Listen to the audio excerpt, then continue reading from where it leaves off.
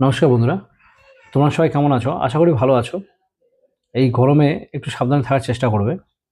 হ্যাঁ, তবে আজকে যে ভিডিওটা করছি আমি, সেটা সম্পূর্ণ একটু আলাদা টাইপের।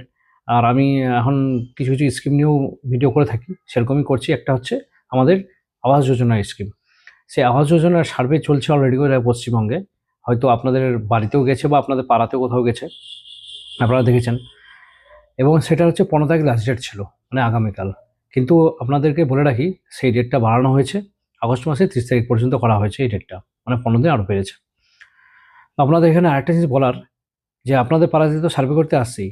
যদি সার্ভে করতে ইনকেস না আসে, তাহলে পরে আপনারা গভর্নমেন্টের যে আমাদের আপনার সরকার আপনার পাশে যে আছে, সেখানে আপনারা কমপ্লেন করে বা সেখানে আপনারা ফোন করে জানাতে পারেন যে আপনার বাড়িতে আসেনি, বা আপনার বাড়িটা যাতে সার্ভে হয়, সার্ভে আওতায় আসে, সেটা জানাতে পারেন। তাছাড়া আমাদের মাননীয় মন্ত্রী দিলীপ ঘোষ মহাশয়, তো ওনার ইমেল আইডি দিয়েছে, আপনারা সেখানেও মেল করতে পারেন। সেখানে মেল করলেও আপনাদের বাড়িতে সার্ভে করতে আসবে। এছাড়া আপনার পঞ্চায়েতেও যোগাযোগ করতে পারেন। একটা ফোন নাম্বার আছে 82808280, সেই ফোন নম্বরে ফোন করেও আপনাদের মতামত জানাতে পারেন। যদি আপনার বাড়ি সেরকম থাকে যে আপনি বাড়ি পাওয়ার যোগ্য বা কোনোদিন বাড়ি পাননি, তাহলে অবশ্যই এই মাধ্যমগুলোতে যোগাযোগ করবেন। দেখবেন ঠিকই আপনাদের 15 দিনের মধ্যে আপনার বাড়ি সার্ভে করে নিয়ে যাচ্ছে।